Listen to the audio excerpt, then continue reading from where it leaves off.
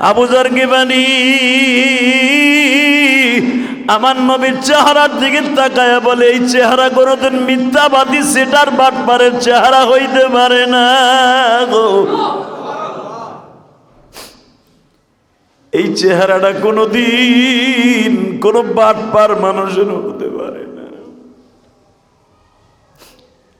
আবু যর গিফারি একটা দৌড় দিয়ে আমার নবীর হাত মোবারক ধরিয়ে একটা চুমা দিয়ে দিলেন। নবী আমার আবু যর গিফারির ঘাড়ের পরে হাত দিয়ে বসাইলেন দস্তরখানের মধ্যে।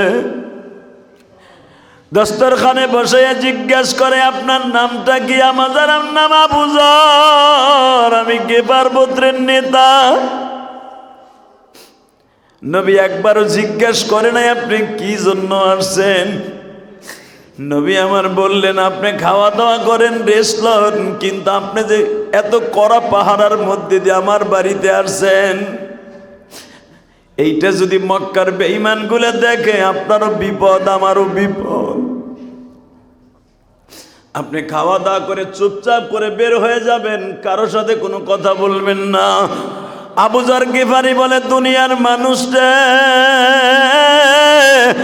মুহাম্মদ সাল্লাল্লাহু আলাইহি ওয়াসাল্লামের ব্যবহার দেখে আমি পাগল হয়ে গেলাম।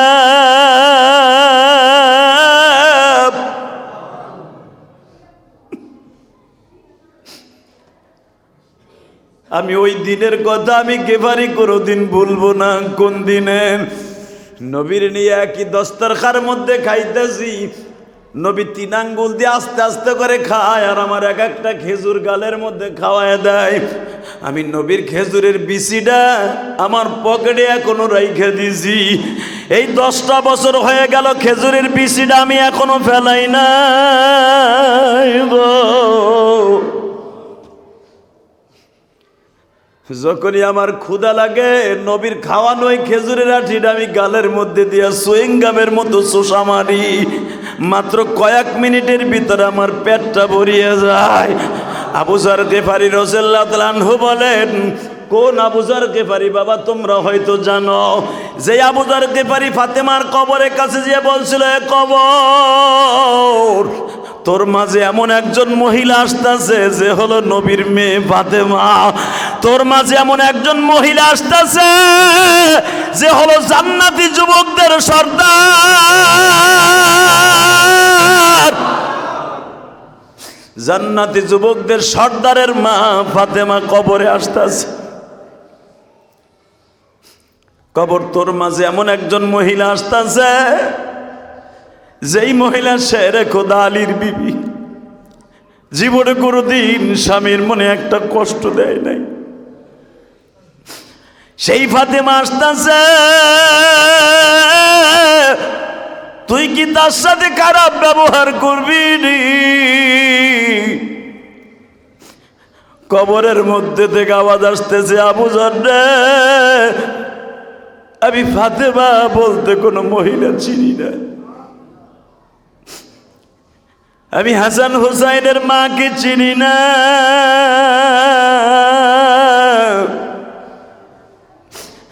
আমি দুনিয়ার কোনো মানুষ চিনি না। আমি চিনি আমার মধ্যে যে ভালো কাজ নিয়ে আসবে।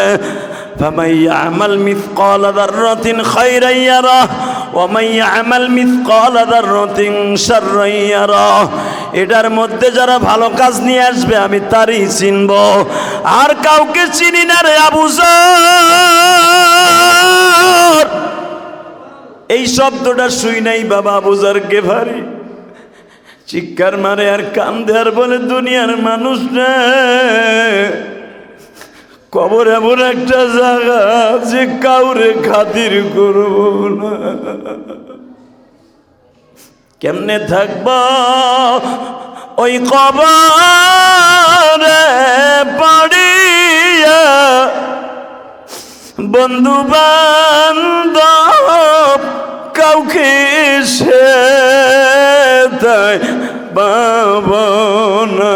সাপে কাটবে, গুর্জ মারবে, যেই ঘরে মৌলা সারা কেহ নাই রে দেখিবে।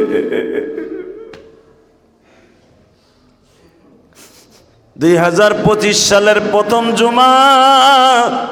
আমার মালিককে বুঝাইয়া বলো না মালিক, দুনিয়ার সব চাইরা চইলা যাব, মাটির অন্ধকার ঘরে কেমনে একা একা পড়ে থাকবো। ওই ঘরের মধ্যে আমার মা দুঃখিনী পড়ে আছে, আমার বাবা পড়ে আছে, আমিও তো পড়ে থাকবো। ওই কবরে আমার অবস্থা কি হইব একবারও ভাইবা দেখছিনি। نحمده ونستعينه ونستغفره ونؤمن به ونتوكل عليه ونعوذ بالله من شرور أنفسنا ومن سيئات أعمالنا من يهده الله فلا مضل له ومن يضلل فلا هادي له الذي أرسل رسوله بالهدى ودين الحق ليظهره على الدين كله وكفى بالله شهيدا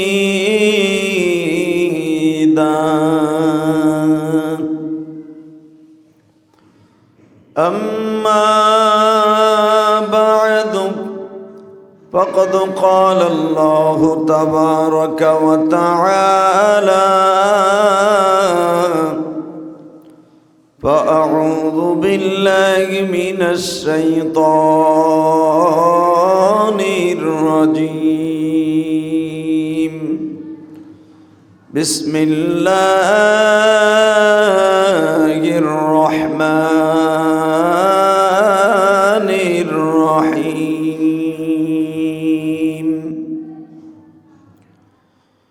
إياك نعبد وإياك نستعين اهدنا الصراط المستقيم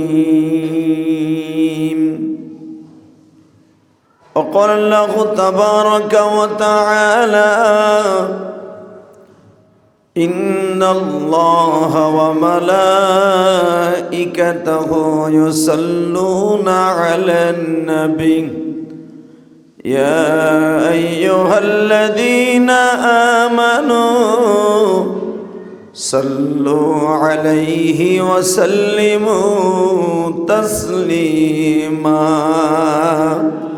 لا إله إلا الله لا إله إلا الله لا إله إلا الله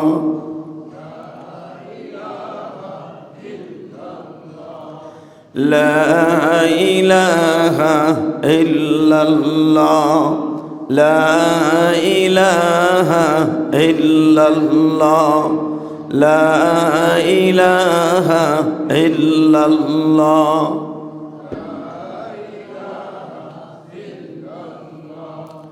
لا إله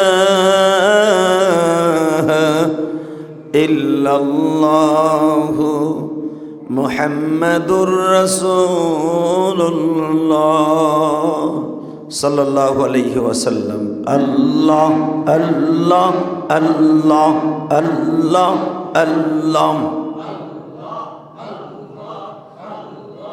الله الله الله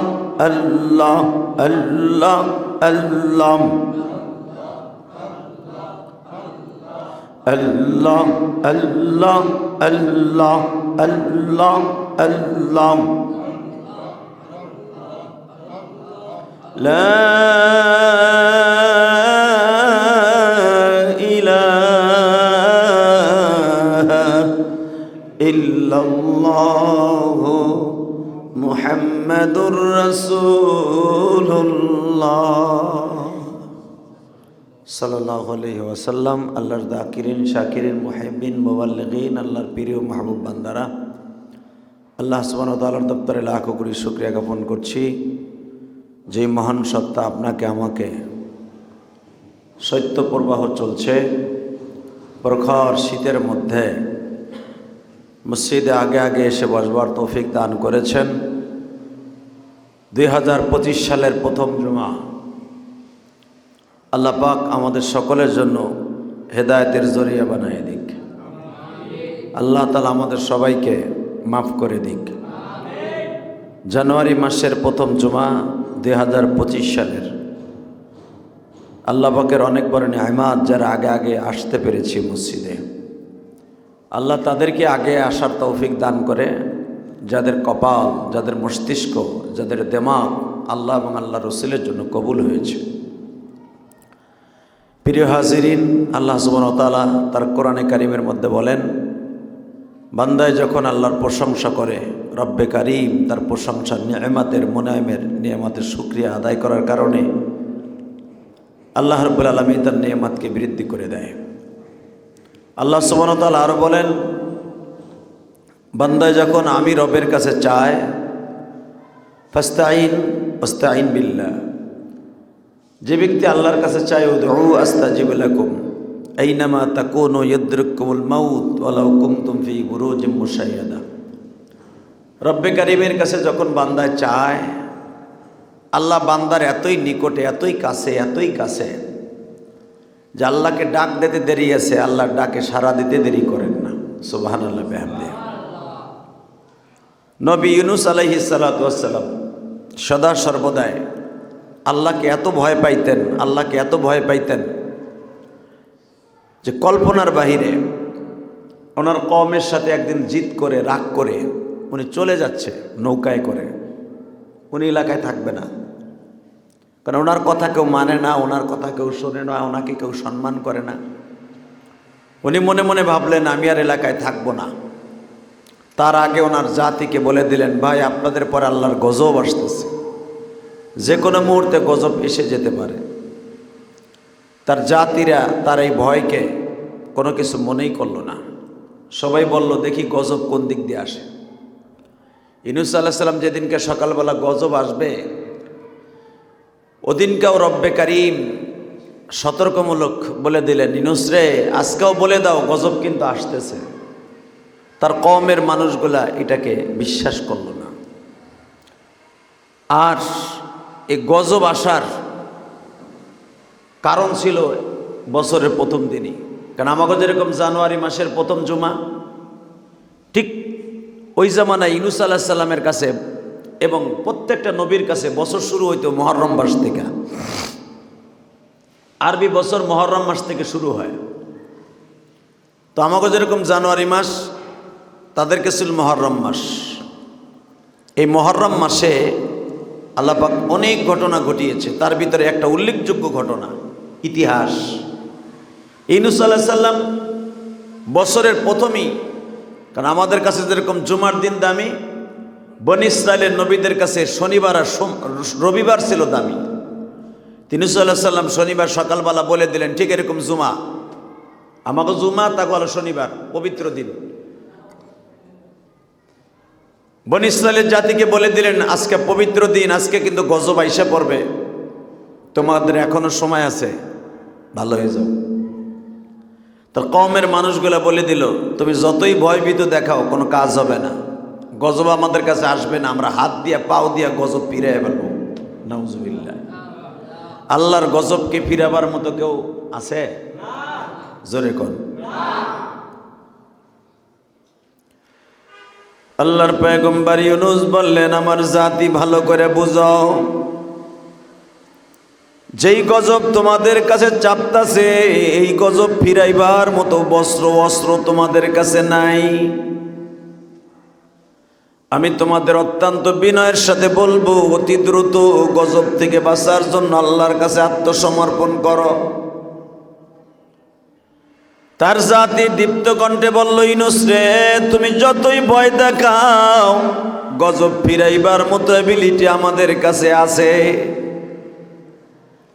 ইউনূস পয়গম্বর বললেন, আমি আবার বলছি, তোমরা তওবা করো, আল্লাহর কাছে আত্মসমর্পণ করো। তার জাতি বলে দিলেন স্পষ্ট, আমরা কোন রকম ভাবে আত্মসমর্পণ করব না। আল্লাহর পয়গম্বর ইউনূস বললেন, ঠিক আছে তাহলে তোমরা থাকো, আমি চললাম। কিন্তু আল্লাহর পয়গম্বর ইউনূসের এখানে একটু ভুলে গেছিলেন, আমার আল্লাহর সাথে পরামর্শ করা ফরজ। ঠিক না বেঠিক? পরামর্শ কার সাথে করতে হয়? হ্যাঁ, শীতের মধ্যে জমে গেছেন নাকি? এই মুসলমানের পোলা, ইউনূস আলাইহিস সালামের এখানে একটু ভুলে গেছিলেন, বলা যাবে না ভুল করছে, ভুলে গেছিলেন যে আল্লাহর সাথে পরামর্শ না করে কোন কাজ করা ঠিক না। তো যখন বলে দিলেন ঠিক আছে তোমরা থাকো, গজব তোমরা ফিরাইও, আল্লাহর পয়গম্বর ইউসুফ, আল্লাহর পয়গম্বর ইউনূস আল্লাহর সাথে পরামর্শ না করে রওনা দিলেন করা মেজাজে। ওনার শহর থেকে যাইতে বাবা আরব সাগর বাজে। আরব সাগরের একটা ক্যানেল খাল আছে, সুইস খাল, এখনো পর্যন্ত আছে ইরাক, বাগদাদ এবং মিশরের মাঝখানে যে নদীটা, এটা ছিল ইউনূস আলাইহিস সালামের নাইনুন শহর। উনি যেই শহরে বাস করতেন ওই শহরটার নাম নাইনুন শহর। এই নাইনুন শহর থেকে উনি মনে মনে ভাবলেন আমি বাগদাদে চলে যাব। যখন নৌকার উপরে আরোহণ করছে, নৌকার উপরে সওয়ার হয়েছে, এখানে আরো শত শত যাত্রী ছিল নৌকার মধ্যে, জাহাজের মধ্যে। নৌকা যখন মাঝপথে আসছে, আল্লাহর পয়গম্বর ইউনূস দেখে নদীর মধ্যে ঝড় উঠে গেছে। আল্লাহু আকবার। নদীর মধ্যে ঝড় উঠে গেছে, আওয়াজ হইতেছে গাইবি আওয়াজ, তোমাদের মধ্যে এমন এক ব্যক্তি আছে তার মালিকের সাথে গাদ্দারি করে নৌকায় উঠছে। মালিকের কাছে না বইলে সে পালায়া চলে আসছে। ওই লোকটারে নদীর থেকে, নৌকার থেকে ফেলাইয়া না দিলে নৌকা বাঁচবে না। সুবহানাল্লাহ। মালিকের সাথে গাদ্দারি করে আইছে, মালিকের সাথে না বইলা, মালিকের সাথে পরামর্শ না করে পালায়া পড়ছে। ওই লোকটারে নৌকাতে ফেলাই দাও, তাহলে নৌকা কিন্তু যতগুলো শত শত যাত্রী আছে সব মরবো। সূরা ইউনূসের মধ্যে আসছে, ইউনূস আলাইহিস সালামের নামে একটা সূরা আছে কোরআন শরীফের মধ্যে। সূরা আম্বিয়ার মধ্যে আসছে, সূরা সাফফাতের মধ্যে আসছে, বিভিন্ন জায়গায় একটু একটু খণ্ড খণ্ড আলোচনা। আল্লাহর পয়গম্বর ইউনূস নৌকার মধ্যে চাদর গায়ে দিয়ে বসে আছে। মনে রাখবেন, পয়গম্বরদেরকে দেখলেই চেনা যায় এইটা পয়গম্বর। ঠিক না বেঠিক? পয়গম্বরদের কয়েকটা বৈশিষ্ট্য মনে রাখবেন। এক নম্বরে পয়গম্বরদের চেহারা সুন্দর। কালো কোনো মানুষকে আল্লাহ পৃথিবীতে নবুয়তি দেয় নাই। সুবহানাল্লাহ বলেন। নবীদের চেহারা ছিল পৃথিবীর শ্রেষ্ঠ হিরোর মতো চেহারা, নবীদের মতো চেহারাবান মানুষ আল্লাহ পৃথিবীতে কোনো মানুষ বানায় নাই। এক নাম্বার নবীদের বৈশিষ্ট্য। দুই নাম্বার নবীদের বৈশিষ্ট্য, তাদের ভিতর আল্লাহ এমন গুণ দান করেছেন, কোনো পাগল ছাগলকে আল্লাহ নবুয়তি দিতেন না। তাদের জ্ঞান আল্লাহ এত বেশি দিছেন, যে কোনো মানুষের সামনে দাঁড়ায়া সাথে সাথে তার জ্ঞানের পরিধি দিয়া বুঝাই দিতে পারতেন উনি পয়গম্বর। তিন নম্বরে হলো আল্লাহ রাব্বুল আলামিন নবীদের ভিতরে এমন কিছু মুআজিজা দান করেছিলেন, অলৌকিক অদৃশ্য, যেগুলা মানুষের দ্বারা সম্ভব না, সেগুলো নবীদের দ্বারা আল্লাহ দান করেছিলেন। 4 নম্বরে, কোনো একটা খারাপ বংশের ভিতরে আল্লাহ নবী পাঠাইতেন না। সুবহানাল্লাহ বলেন না? এই 4টা গুণ দিয়া আল্লাহ নবীদেরকে বানাইতেন। তো ইউনূস আলাইহিস সালাম এক তো বংশ ভালো, 2 নম্বরে পৃথিবীর শ্রেষ্ঠ চেহারাদের মধ্যে, ওই জামানার সবচাইতে পৃথিবীর মধ্যে শ্রেষ্ঠ চেহারাদের মধ্যে নবী ছাড়া ইউনূস আলাইহিস সালামের চেহারা। 3 নম্বরে লোকটা সব দিক দিয়ে পরিপাটি, লোকটা ভদ্র, অভদ্র না। নৌকার ভিতরে উঠা হামতাম নাই, চুপচাপ করে বসে আছে। সবাই এখন খুঁজতাছে ওই লোকটা কে, যে মালিকের সাথে কথা না বলে পরামর্শ না করে চলে আসছে, তারে নামাই দাও, তার জন্য এতগুলা যাত্রী মরে যাবে। আল্লাহর পয়গম্বর ইউনূস নিচে আইসা ধরা দিলেন যে ভাই, আমি আমার মালিকের সাথে পরামর্শ না করে আয়া পড়ছি। সবাই বলে দূর, আপনার চেহারা দেখতে এত সুন্দর, আপনার বংশ ভালো, আর চেহারাকে আপনি মনে হয় নবী হবেন, আপনার চেহারাকে আপনি নবী হবেন, এটুকু মা, আপনার চেহারাকে আপনি নবী। আমাদের বিশ্বাস হয় না আপনি মালিকের সাথে গাদ্দারি করে আসতে পারেন। সুবহানাল্লাহ। আল্লাহর পয়গম্বর ইউনূস বললেন, ভাইরে বিশ্বাস করেন, আমি সত্য কথা বলছি, আমি আমার মালিকের সাথে পরামর্শ না করে আয়া পড়ছি রাগ করে। সবাই বলে এত সুন্দর মানুষ যে নিজের অপরাধ নিজে স্বীকার করে, সে কোনোদিন মালিকের সাথে পরামর্শ না করে আসতে পারে না। আমরা বিশ্বাস করি না, এটা অবিশ্বাসের যোগ্য না, বিশ্বাসের যোগ্য না। ইউনূস আলাইহিস সালাম বলে, আমি কসম করে বলছি আমি আমার মালিকের সাথে কথা না বলে চলে আসছি। সবাই বলে আপনার মুখের কথা বিশ্বাস করি না, লটারি ধরি, লটারি। যখন আপনি নিজে ধরা দিছেন যে আমি আমার মালিকের সাথে কথা না বলে চলে আসছি, দেখি আমি লটারি দিয়ে দেখি আপনার নাম আসে কিনা। ভাইজান লটারি যখন দিছে প্রথমই আসছে ইউনূস আলাইহিস সালামের নাম। আবার যখন ইউনূস আলাইহিস সালামের নাম আসছে, আল্লাহর পয়গম্বর চাদর দিয়া চোখ মুছে আর বলে, মালিক।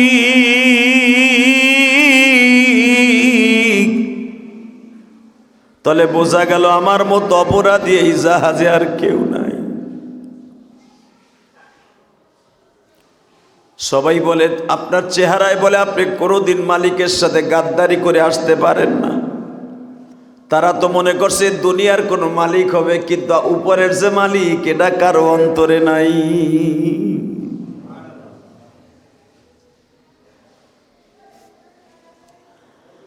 আবার জিজ্ঞেস করতেছে, লটারিটা আবার একটু ঘুরায় ফিরায় দেখি, নৌকার মধ্যে যাদের নাম আছে সবাই নামের উপরে লটারি দেয়, কারো নামে লটারি ঘুরে না। আবার দ্বিতীয়বার ঘুরে ইউনূস নবীর নাম। সুবহানাল্লাহ, জোরে কন। এই মিয়া চুপ হয়ে বই রয়েছেন, পাথরের মূর্তির মতো বই রয়েছে মিয়া। আবার তিনবার এবার যখন লটারি দিছে, তিনবার ইউনূস আলাইহিস সালামের নাম আসছে। ইউনূস আলাইহিস সালামকে তারা নদীর মধ্যে ফেলতে লজ্জা পাইতেছে, কারণ এত সুন্দর মানুষ কোনোদিন খারাপ কাজ করতে পারে না। বাজান পৃথিবীতে কিছু কিছু মানুষের চেহারা আছে, দেখলেই বোঝা যায় লোকটা নিষ্পাপ, ঠিক না বেঠিক? জীবনে কোনোদিন একটা অন্যায় করে নাই, চেহারায় বলে দিতে পারবে। কারণ নবীরা হলো মাসুম, বেগুনাহ, কোনো গুনাহ নাই। কোন মানুষ বিশ্বাস করে না আপনি অন্যায় করে মালিকরে ধোঁকা দিয়ে নৌকায় উঠতে পারেন। মনে রাখবেন, আমার পয়গম্বর নবী মুহাম্মদুর রাসূলুল্লাহ সাল্লাল্লাহু আলাইহি ওয়াসাল্লাম মক্কার ভূখণ্ডে মানুষের কাছে ধোঁকাবাজ ছিল। নাউজুবিল্লাহ বলেন। বেঈমানদের কাছে ধোঁকাবাজ, ইমানদারের কাছে পৃথিবীর শ্রেষ্ঠ মহামানব, ঠিক না বেঠিক? এই জন্য দেখবেন ইহুদি নাসারারা কোরআন শরীফ ধরিয়া পান নিচে দিয়া সিরা সিরা নট্টকিদের পায়ের নিচে ফেলায়। দেখেন না, মাঝে মাঝে ইউটিউবে দেখা যায়। ডেনমার্কে এক মহিলা কোরআন শরীফ দিয়ে টিস্যু পেপার বানাইছিল, তার পায়খানার লজ্জা স্থানগুলা লেপটিন করে পায়খানা করে মুছছিল। ওই মহিলা যে সময় এই কাজ করেছে আমার মাবুদের কোরআন দিয়া, ইতিহাস প্রমাণ করে তার শরীরের ওই জায়গা থেকে এমন পছন্দ ধরছে, 3 মাসের ভিতরে ক্যান্সার হইয়া, এইডস হইয়া দুনিয়ার থেকে মহিলা পস্তে পস্তে বিদায় নিছে। এই দৃশ্য দেখে তার বংশের ভিতরে প্রায় 1 থেকে 100 জনের উপরে মানুষ কালেমা পড়ে মুসলমান হয়েছে। এটা কোরআনের মুজিজা। সুবহানাল্লাহ বলতে পারলেন না? তো কিছু কিছু জিনিস আছে চেহারার ভিতর ফুটা উঠে, যে লোকটা খারাপ কোনো কাজ করতে পারে না। কথা কর না কে? জোরে কর। দেখবেন কোন মাদ্রাসার ছেলে যদি ভুল করে চুরিও করে ফেলে, চুরি করে ফেলেছে, চুরি করার কারণে একজন পাশের থেকে, ভাই ছেলেটার চেহারা, ও আসলে চোর না, ও হয়তো পেটের অভাবে ক্ষুধার অভাবে হয়তো কিছু চুরি মুড়ি করছে, আরে মাফ করে দেও, ঠিক না বেঠিক? আবু যর গিফারি রাদিয়াল্লাহু তাআলা নাম শুনছেন আবু যরের? হ্যাঁ, খালি শিবুনবর নাম শুনছেন, আবু যরের বাড়ি কই এটা চিনেন না, আজকে শোনেন। আবু যর গিফারের বাড়ি হলো মক্কার একটা জেলার নাম আছে গেফার। গেফার মক্কার থেকে প্রায় 180 কিলোমিটার দূর একটা জায়গার নাম গেফার গোত্র। মক্কার ভিতরে যেরকম কোরাইশ বংশ দামি ছিল, আর এইটা তায়েব থেকে প্রায় ইয়ামানের বর্ডারে কাছাকাছি, এখানে একটা বংশের শহর ছিল গেফার গোত্র, অনেক দামি গোত্র। এরা অনেক পয়সার মালিক এবং এরা খুব ক্ষমতার মালিক। এরা যেই দিকে যাইতো ওই দিকে চষতে চষতে যাইতো। গেফার গোত্রের মানুষ, তাদের আল্লাহ এত বিচক্ষণতা দিছিলেন, এত বুদ্ধি দান করছিলেন, তাদের বুদ্ধি এত বেশি যে তারা কোনো মানুষকে দেখে আন্দাজ করতে পারতো এই লোকটা ভালো না খারাপ। সুবহানাল্লাহ, জোরে কোন। তো আবু যর গিফারি রাদিয়াল্লাহু তাআলা সে ছিল গেফার গোত্রের নেতা, মাতবার, সেনাপতি। তো উনি শুনতে পাইলেন মক্কায় একজন মুহাম্মদ আছে, এবং ওনার দেশের নেতার গোত্রে যারা আসছিল মক্কায় হজ করতে, তারা বলে মক্কা নগরীতে একজন নবী নামে মুহাম্মদ আছে, যার চেহারা দেখলে মানুষ পাগল হয়ে যায়। আর কিছু দুষ্ট লোক যে তারা বলে দৌড়া বেড়া, ও একটা বাটপার। হ্যাঁ, নাউজুবিল্লাহ, বোর টেবিলি বইলি। দেখবেন একটা লোকের সবাই ভালোবাসে না, কথা বলেন না কেন? আমি কি সবার কাছে বালা? কে কইছে আমি সবার কাছে বালা? আমি রাস্তা দিয়ে হাঁটলে অনেকে দোকানে বই কয় বাটপার, অনেকে কয় এটা সিটার, আবার অনেকে দৌড় বেড়া। এই বেটার আওয়াজ শুনে মানুষ কানতে কানতে পাগল হয়ে যায়, ঠিক না বেঠিক? এটাই দুনিয়ার নিয়ম। আরে আমারে না গালি, আমি তো একটা সোলটু মানুষ, পৃথিবীর শ্রেষ্ঠ মহামানুষ, পৃথিবীর শ্রেষ্ঠ মহামানব যাকে বলা হইতো, তারে ভালোবাসতে যে দুই গ্রুপ হয়ে গেছে, কথা বলেন না কেন? গেফার গোত্রে যে কিছু কিছু মাতবাররা কইতেছে, বেড়া এবার গেছিলাম হজে, একটা লোকের সাথে দেখা হইলো যার চেহারা দেখলে মানুষ পাগল হয়ে যায়। তার চেহারার মধ্যে কয় সে একজন নিষ্পাপ মানুষ, তারে দেখকেই মন চায় তার ধর্মের ভিতরে ঢুকে যাই, তার চেহারা দেখে মন চায় হে যা কয় তাই শুনি। আর এক গোত্র কয় ধর বেড়া, ওর মতো বাটপার মানুষ পৃথিবীতে আছে। চাচার বাড়ি খাইলো, চাচার বাড়ি পড়লো, হোর বাড়ি গেল, হ্যাঁ কোনো ঐতিহ্য নাই, তার কোনো বংশের সিঁড়ি নাই, সে একা, মা নাই বাপ নাই, পরের বাড়ি থাইকা খাইয়া এ নতুন নবী দাবি করে ফেলাইলো।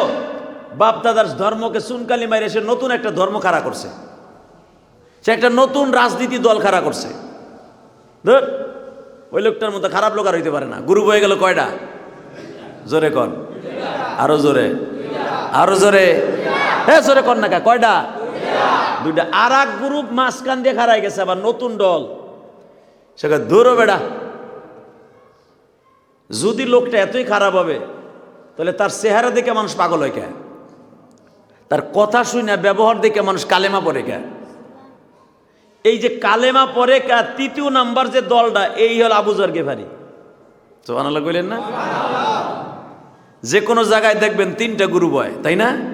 আওয়ামী লীগ আছে, বিএনপি আছে, মাঝখানে এখন সবচেয়ে বড় নেতাগিরি খাড়ায় গেছে জামাত ইসলাম, কথা কন না কেন? আবার মাঝখান দিয়ে আমাকে হুজুর গোটাও বাসের মতো বুক জ্বালাইছে। দুনিয়ার নিয়ম কিন্তু এটা, কথা কন না কেন? ওই জামানো তিন গ্রুপ। আবু যর গিফার গোত্রে এক নম্বরে খাড়ায় গেছে মোহাম্মদের মতো বাটপার কোনো লোক দুনিয়ায় নাই। নাউজুবিল্লাহ, আসতে গেলে বুবো হয়ে মরবা, একটা ডাইরেক্ট বুবো হয়ে মরবা। আমার নবীর মতো সুন্দর মানুষ আছে? কোরআনে কি বলে শুনেন, লাকাদ কানা লাকুম ফি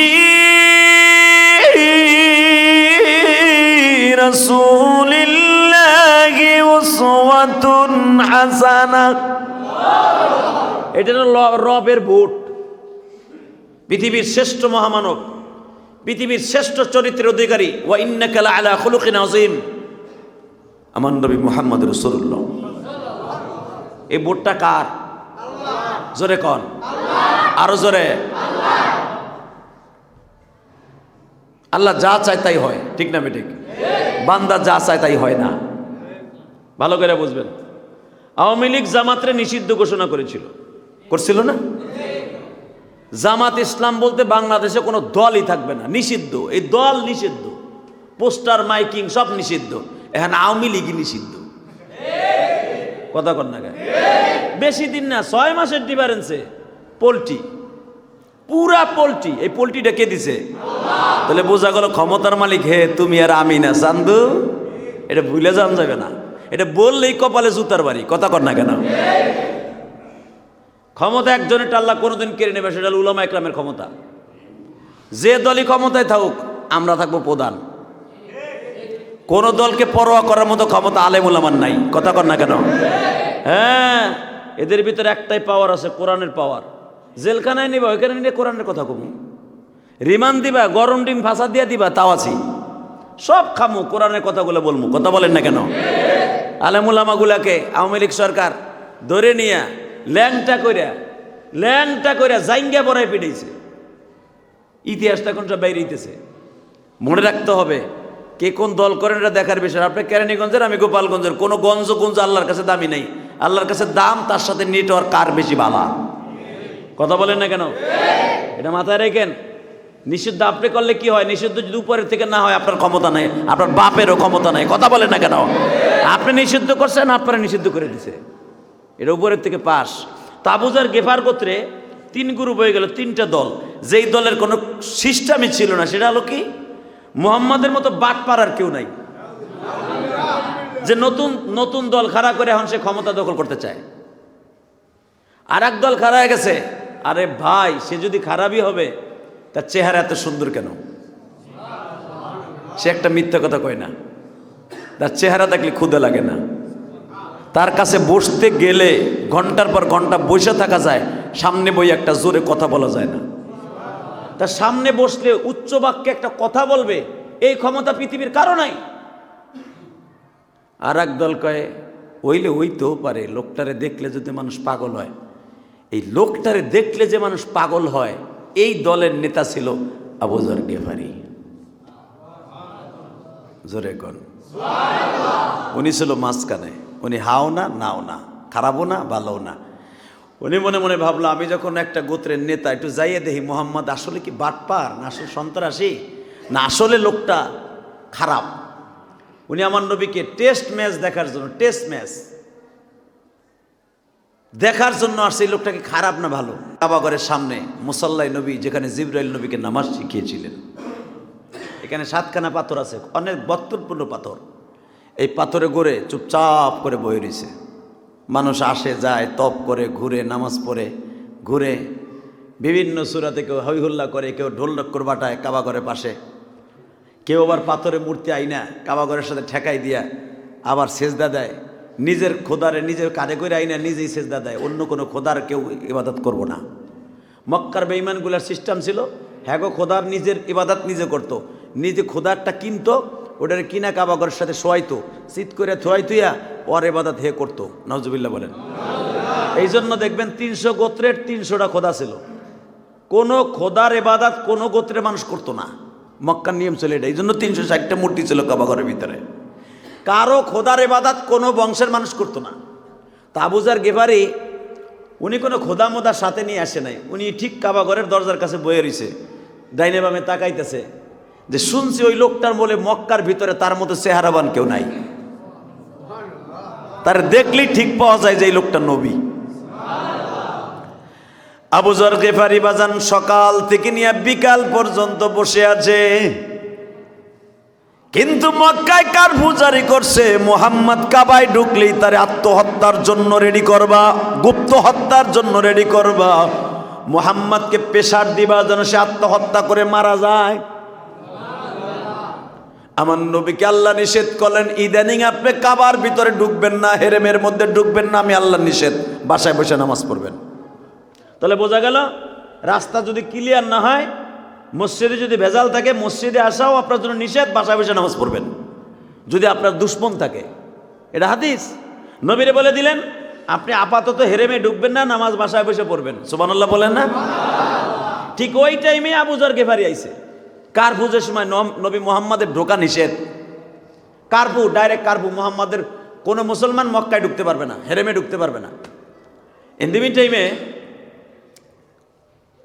আবু যর গিফারি সকাল দিয়ে বয়ে রয়েছে, একই জায়গায় একই সিস্টেমে, ডাইনে তাকায় বামে তাকায় যে মোহাম্মদ নামে কোনো লোকের নাম শুনতে পাই কিনা, ওই চেহারার মানুষ পাওয়া যায় কিনা।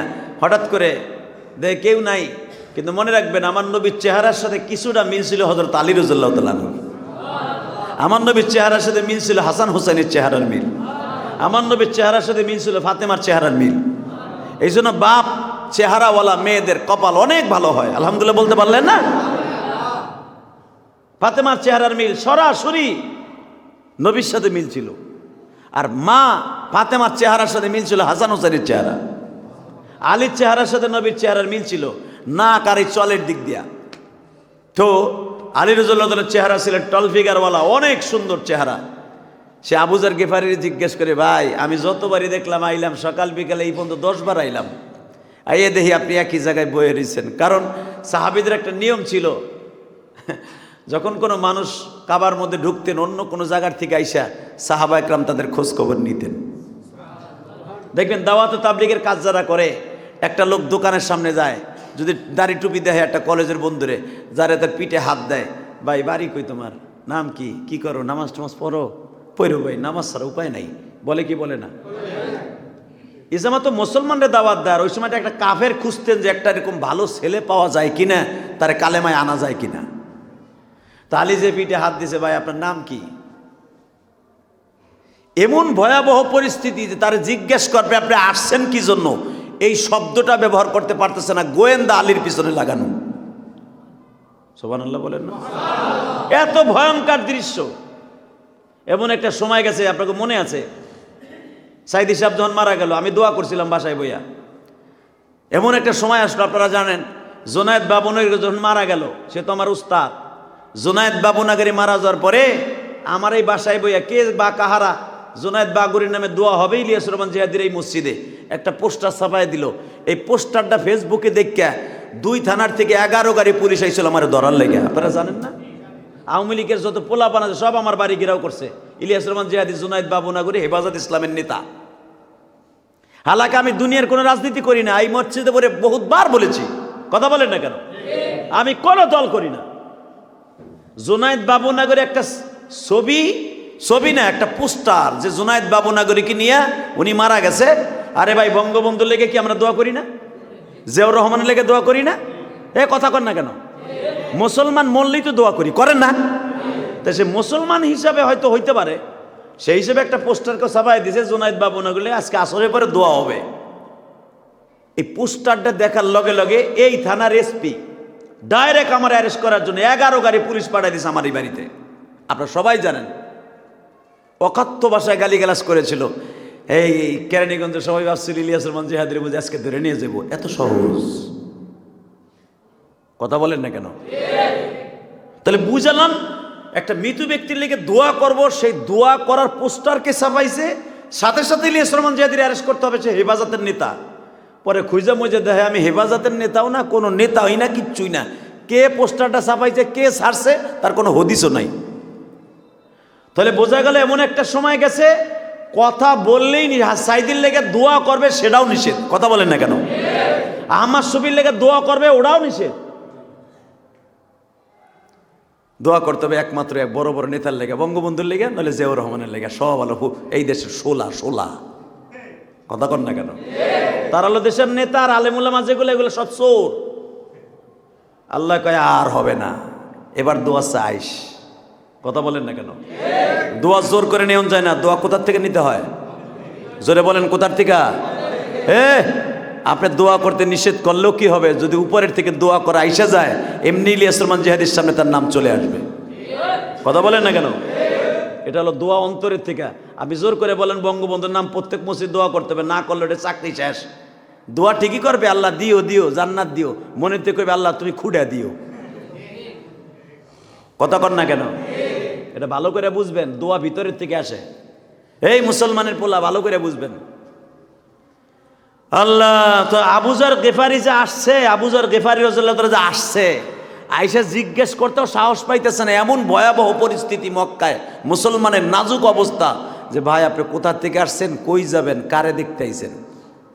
খালি আলী ইশারা দিয়ে বললেন ফা ইশারাতিল ইয়া আবু গাজ্জার গিফারি, তাহলে না খালি বললেন আসেন, আপনি মনে হয় সকাল থেকে বলতে কিছু খান নাই, আগে কিছু খাওয়া দাওয়া করেন।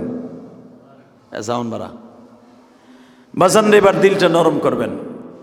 একটা লোক ক্ষুধার্ত থাকলে, এটা মক্কা, এটা বাংলাদেশ না যেখানে সেখানে খাওয়ান পাওয়া যায়। আজ থেকে 1445 বছর আগে মক্কায় সচরাচর খাওয়ান পাওয়া যাইতো না, আর কেউ যদি খাওয়ান দিত তার মতো বন্ধু আর কেউ হতো না। হযরত আলী বললেন, আসেন আমার বাড়িতে আসেন।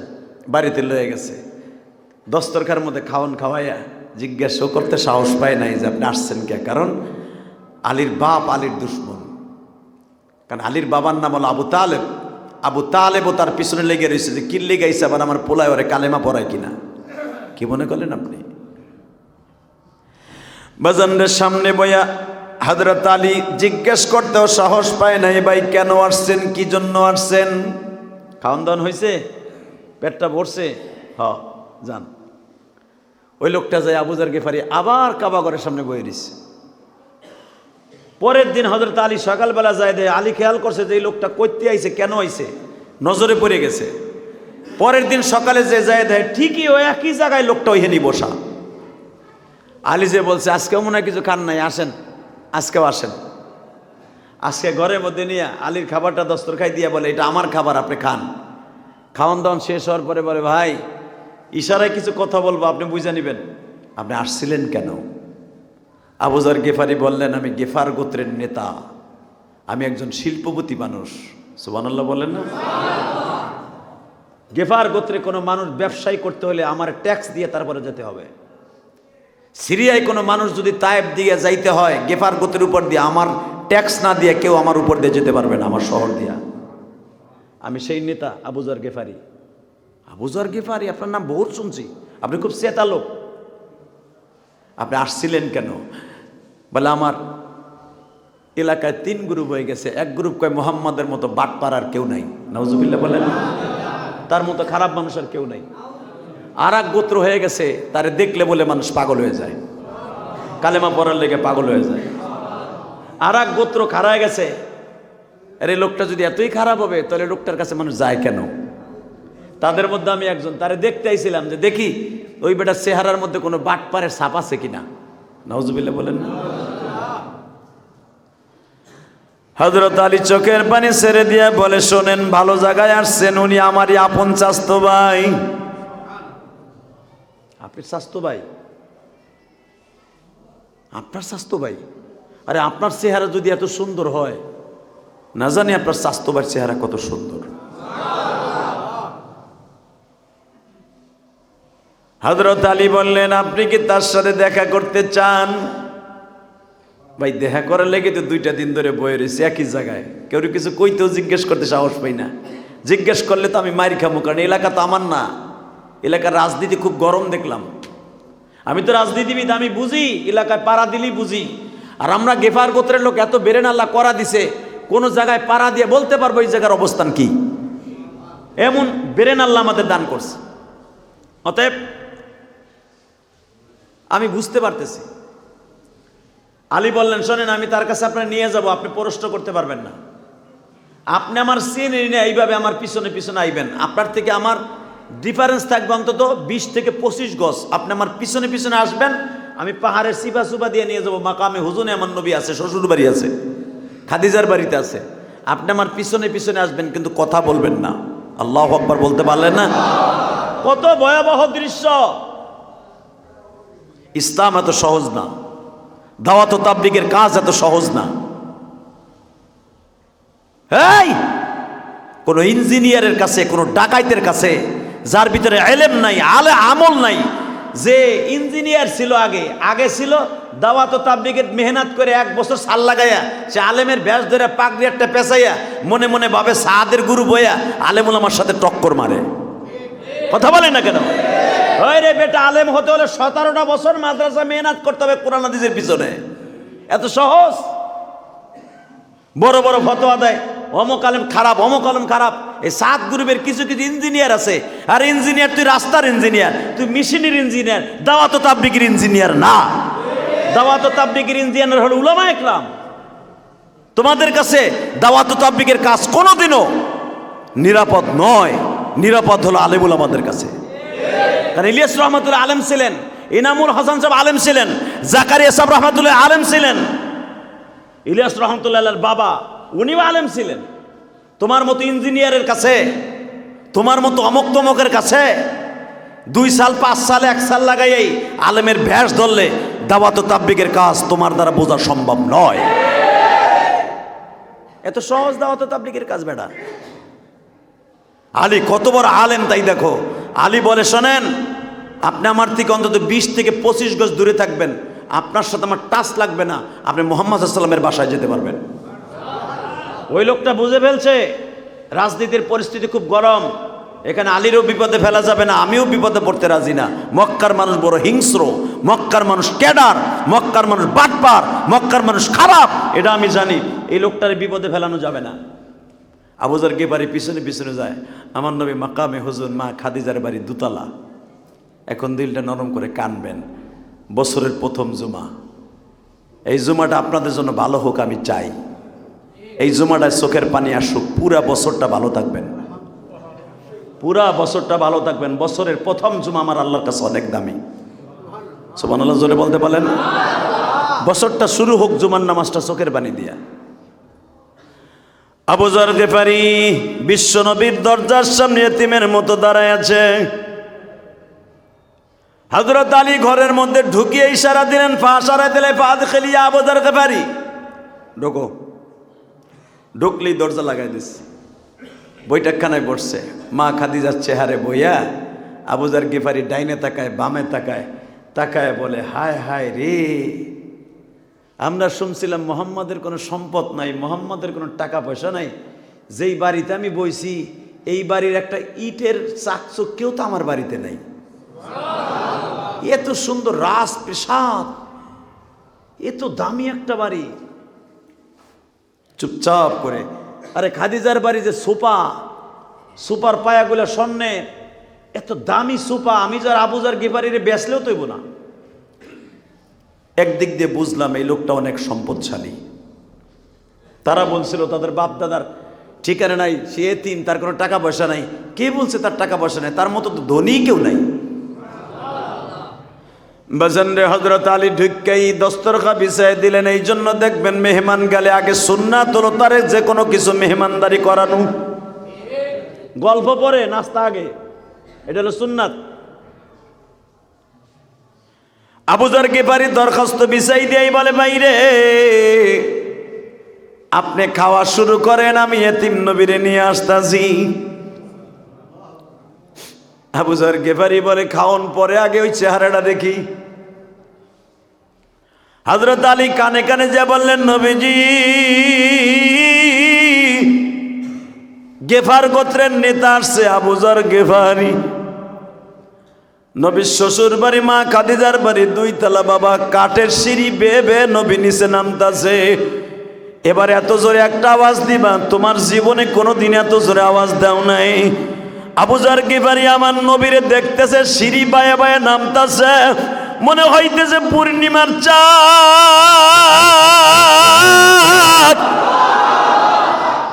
পূর্ণিমার চাঁদ বুঝি ঘরের থেকে সিঁড়ি বায়ে বায়ে নামতাছে। আবু যর গিফারি বাবা পাথরের মূর্তির মতো, কোনো আওয়াজ নাই, কোনো শব্দ নাই, বসার থেকে দাঁড়ায় পড়ছে নবীরে দেইখা, অপলক নেত্রে নবীর চেহারার দিকে তাকায় আছে। আবু যর গিফারির সামনে আমার এতিম নবী কখন আসছে আবু যর গিফারি নিজেও জানে না। আবু যর গিফারি আমার নবীর চেহারার দিকে তাকায় বলে, এই চেহারা কোনোদিন মিথ্যাবাদী সেটার বাটপারের চেহারা হইতে পারে না গো, এই চেহারাটা কোনোদিন কোনো বাটপার মানুষের হতে পারে না। আবু যর গিফারি একটা দৌড় দিয়ে আমার নবীর হাত মোবারক ধরিয়ে একটা চুমা দিয়ে দিলেন। নবী আমার আবু যর গিফারির ঘাড়ের পরে হাত দিয়ে বসাইলেন দস্তরখানের মধ্যে। দস্তরখানে বসাইয়া জিজ্ঞেস করে, আপনার নামটা কি? আমার নাম আবু যর, আমি গিফার গোত্রের নেতা। নবী একবারও জিজ্ঞেস করে নাই আপনি কি জন্য আসছেন। নবী আমার বললেন, আপনি খাওয়া দাওয়া করেন, রেস্ট লন, কিন্তু আপনি যে এত কড়া পাহারার মধ্যে দিয়ে আমার বাড়িতে আসছেন, এইটা যদি মক্কার বেঈমানগুলো দেখে, আপনারও বিপদ আমারও বিপদ। আপনি খাওয়া দাওয়া করে চুপচাপ করে বের হয়ে যাবেন, কারো সাথে কোনো কথা বলবেন না। আবু যর গিফারি বলে, দুনিয়ার মানুষরা মুহাম্মদ সাল্লাল্লাহু আলাইহি সাল্লামের ব্যবহার দেখে আমি পাগল হয়ে গেলাম।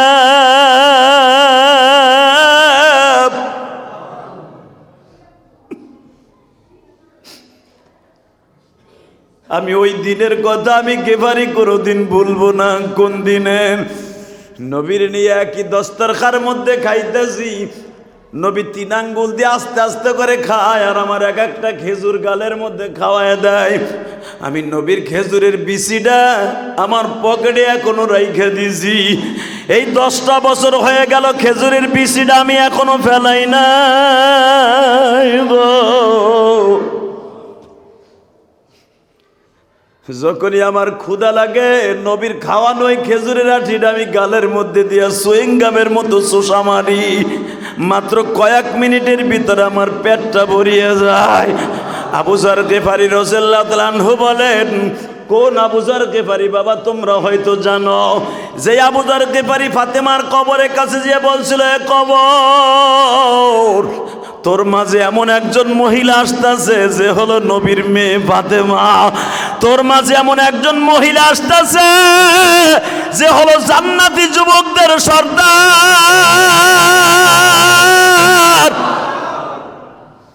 জান্নাতি যুবকদের সর্দারের মা ফাতেমা কবরে আসতেছে।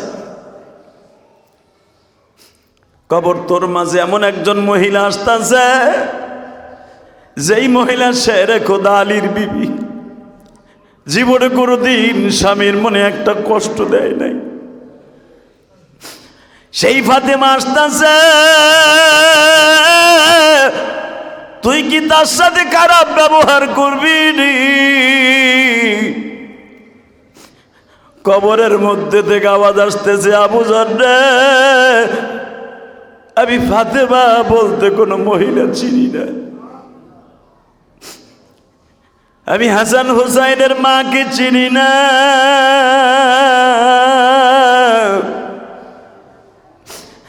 আমি দুনিয়ার কোনো মানুষ চিনি না। আমি চিনি আমার মধ্যে যে ভালো কাজ নিয়ে আসবে।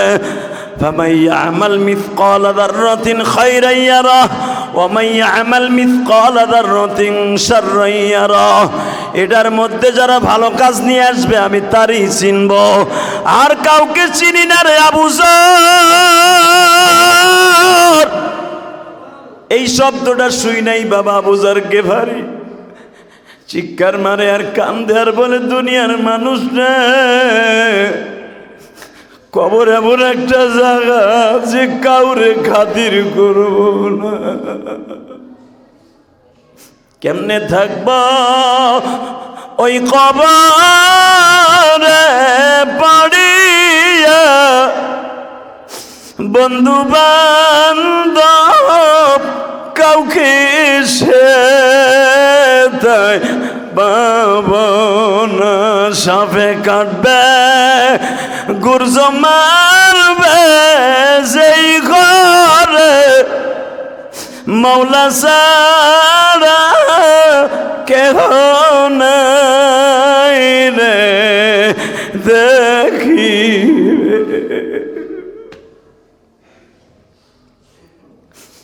2025 সালের প্রথম জুমা, আমার মালিককে বুঝাইয়া বলো না, মালিক দুনিয়ার সব সাইরা চইলা যাব, মাটির অন্ধকার ঘরে কেমনে একা একা পড়ে থাকবো। ওই ঘরের মধ্যে আমার মা দুঃখিনী পড়ে আছে, আমার বাবা পড়ে আছে, আমিও তো পড়ে থাকবো। ওই কবরে আমার অবস্থা কি হইব একবারও ভাইবা দেখছিনি।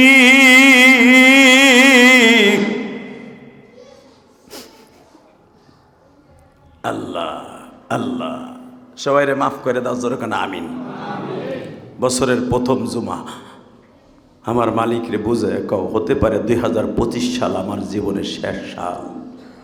আর আমি বাঁচবো না। ঠিক না বে ঠিক? দুনিয়ার সব বাহাদুরি আমার বন্ধ হয়ে যাবে যেদিন আমার চোখ দুটা বন্ধ হয়ে যাবে। আমার সন্তান বলবে এটা মরা লাশ। আমার ঘরের এত আদরের বিবি, ওই ডাইনিটা বলবে এটা আমার, ওই ডাইনি বলতে বাধ্য হবে এটা মরা লাশ। কথা বলেন না কেন? ওই বিবি বলতে বাধ্য হবে, আমার ওই ছেলে বলতে বাধ্য হবে আমার বাপ আর বাপ নাই, লাশ হয়ে গেছে। আমার বন্ধু বান্ধব বলবে এরে আর রাখা যাবে না, ওর মরা লাশ। আমি তখন সবার কাছে সবচাইতে কুত্তার একটা দাম আছে, আমারও সেই দাম নাই। ঠিক না বেঠিক? কুকুরে পিটাইয়া হলো পরে রক্ত আবার খাওয়ান দেয়, আর আমি মারা গেলে জোহরের রক্তে মারা যাবো আসরের পরে, আর আমার কেউ দাম নাই। সবাই আবার কুকুরের মতো দূর দূর করে তাড়ায় দেবে। আবার এত স্বাদের বাড়ি, এত স্বাদের গাড়ি, কিচ্ছু আমার কাজে লাগবে না। কথা বাস্তব না অবাস্তব? এই ভালো করে বুঝবেন, বাদশা হারুন আর রশিদ ইন্তেকালের পরে, ইন্তেকালের আগে ওনার মুরিদকে বলে গেছিলেন, ওনার 4 জন খাদেমকে বলে গিয়েছিলেন, এই আমি মরার পরে আমার হাত দুইটা কাফনের কাপড় উপর রেখে দিবা। কেন রাখবা? আমি বলছি। হুজুর কেন রাখবো? হাত দুইটা তো বাইর করে নিষেধ। তুমি দেখবা, জরিপ করবা আমার এই হাত বাহিরে দেখে কে কি মন্তব্য করে। ওনার হাত যখন বাহিরে রেখে দিছে মোনাজাতের মতো, এক গ্রুপ কইতেছে দেহ বেড়ায় মরার পরও তার সম্পদের লোভ যায় নাই, হে হাত পাইতে ভিক্ষা চাইতেছে। কথা বলেন না কেন? আর এক গ্রুপ কইতেছে দেখ বাচ্চা হারুন আর রশিদ যে সারা জীবন স্বর্ণের খাটে ঘুমাইছে, তার বাবা সেও বাচ্চা ছিল স্বর্ণের খাটে ঘুমাইছে, তার জীবনটাই স্বর্ণের প্লেটে খাইছে, স্বর্ণের গ্লাসে পানি খাইছে। আজকে দেখ খালি হাতে বাচ্চা হারুন আর রশিদ চলে যাইতেছে। এটাই বুঝাইতেছে দেখ আমার 2 হাতের মধ্যে কিচ্ছু নাই, সব খালি। বাজানরে ভালো করে বুঝবেন, আবু যর গিফারি, ওই আবু যর গিফারি নবীর বাসার থেকে যখন রওনা দিয়া যায়, যাওনের সময় শুধু একটা কথা বলে দিয়া যায়, নবী গো আমি আবার আসবো কালেমা পড়ার লগা। এই আবু যর গিফারি বলেছিলেন, মানুষের চেহারাদের আন্দাজ করা যায় এই মানুষটা ভালো না খারাপ। কথা ঠিক না বেঠিক? অতএব আল্লাহ রাব্বুল আলামিনের কাছে আমরা তওবা করি, এই প্রথম জুমা থেকে নিয়ত করি 1 ওয়াক্ত নামাজ জীবনে কামাই দেব না, ইনশাআল্লাহ। যতদিন বাঁচবো বেশি বেশি করে আল্লাহর রাস্তায় দান করব। যা ইনকাম করব, 40 টাকা ইনকাম করলে 1 টাকা আল্লাহর রাস্তায় দেয়, এটা আমার জন্য ফরজ। এটা আপনি জানেন মাসলাটা? 40 টাকা ইনকাম করলে 40 লাখ টাকা থাকলে 1 লক্ষ টাকা আল্লাহর রাস্তা আপনার দিতে হবে, এটা ফরজ। খালি কামাইয়া ব্যাংকে থুয়া দিবেন আর আল্লাহ আপনার ব্যাংকে ভরে দিব না। এমন একদিন আসবে সব একসাথে টান মারবে, তখন আপনার সব শেষ। সারা জীবন যা কামাবেন তার 10 ভাগের 40 ভাগের 1 ভাগ আল্লাহর রাস্তায় কিছু না কিছু দান করে যাবেন, সারা জীবন বাহাদুরের মতো থাকবেন ইনশাল্লাহ। বলেন আল্লাহ আমাদের সবাইকে তৌফিক দান করুক। আসেন তওবা করে আস্তাগফিরুল্লাহ। বছরের প্রথম জুমা, দেখা যাক বছরটা কে ভালোভাবে কাটাবার জন্য, আল্লাহর এই ঘরের জন্য। এখন তো আর আপনাকে খতিব সাহেবের বেতন দিতে হয় না, খতিব তো আমি, ইমাম তো আছি, ইমাম খাদেম এগো দিতে হয়, কারেন্ট বিল সহ অনেক টাকা খরচ হয়। আপনি তো কিছু খবর লন না, আপনি নামাজ পড়েন, পড়ে যান গা। কিন্তু মনে রাখবেন মসজিদের একটা হক আছে না নাই? জোরে কন। কোনো বাড়িতে আপনি দাওয়াত খাইতে গেলে এ বাড়ি খাইয়ে টাহা দেন না? কি লেগে দেন? চেহারা দেখে দেন। আপনি খাইছেন, দাওয়াত পাইছেন এই জন্য। কথা বলে না কেন? ঠিক জুমার দিন আপনি আল্লাহর কাছ থেকে একটা দাওয়াত পাইছেন, জুমার মসজিদে কান্নাকাটি করলেন, নামাজ পড়লেন, মনে করতে হবে এটা আল্লাহর বাড়ির একটা দাওয়াত। আল্লাহর বাড়ির দাওয়াত খাইয়া পয়সা দিতে হবে কি হবে না? কথা বলেন না কেন? তো দেন দেখি আল্লাহর বাড়িতে প্রথম জুমায়, বছরে প্রথম জুমা কে দিবেন 1000 টাকা? দেখে হাত তুলেন তো, হাত তোলেন। 1000 টাকা কে দেবেন মসজিদে? 1 জন, 2 জন, আর কে? 1000। ربنا ظلمنا أنفسنا وإن لم تغفر لنا وترحمنا لنكونن من الخاسرين ربنا فاغفر لنا ذنوبنا وكفر عنا سيئاتنا وتوفنا مع الأبرار ربنا فاغفر لنا ذنوبنا وكفر عنا سيئاتنا وتوفنا مع الأبرار রব্বুল আলামিন 2024 সাল গত জুমায় বিদায় দিছি। 25 সালের প্রথম জুমা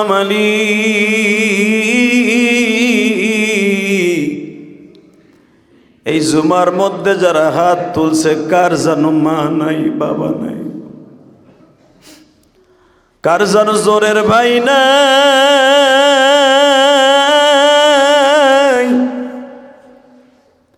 কার জানো কলিজার টুকরার সন্তান নাই গো মালিক। কে বা হবে সঙ্গে আমার মরণে, কে বা হবে সঙ্গে আমার কবরে। রব্বুল আলামিন 2024 সালে কত মানুষের জানাজা করলাম, কত মানুষকে বালিশ ছাড়া শোয়া দিলাম,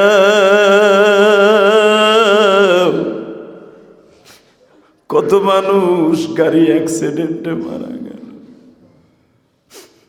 আল্লাহ জানি না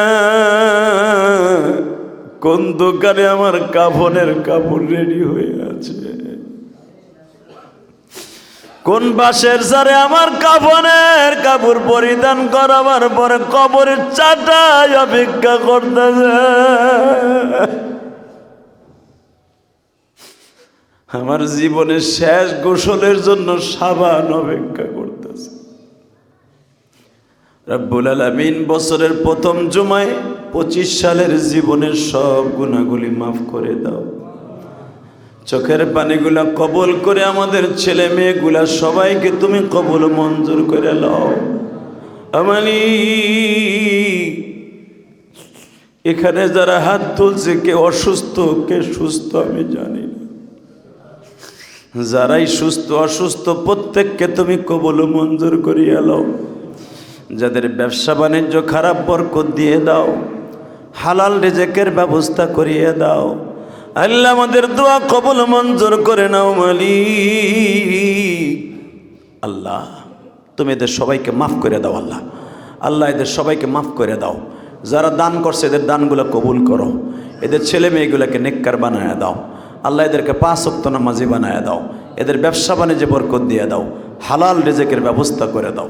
আল্লাহ আজকে শুনতে মেম্বার সাহেবের বোনটা মারা গেছে, আল্লাহ তার কবরের সওয়াল জবাব আসান করে দিও।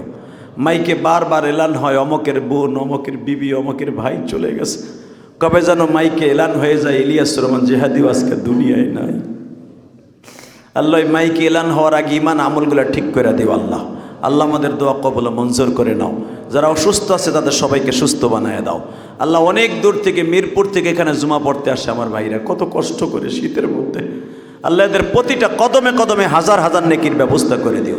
আল্লাহ একজাক তরুণ আমাকে অনেক ভালোবাস, মেহরবানি করে এদেরকে যোগ্যতা সম্পন্ন এবং কামাইতে চাকরিতে নকরিতে বরকত দান করে দাও। ওয়াসাল্লাল্লাহু তাআলা আলা খায়রি খালকিহি মুহাম্মদ ওয়া নূরি আরশি সাইয়্যিদিনা মাহুম বিরহমাতিকা। যার যার স্থানে দাঁড়ায়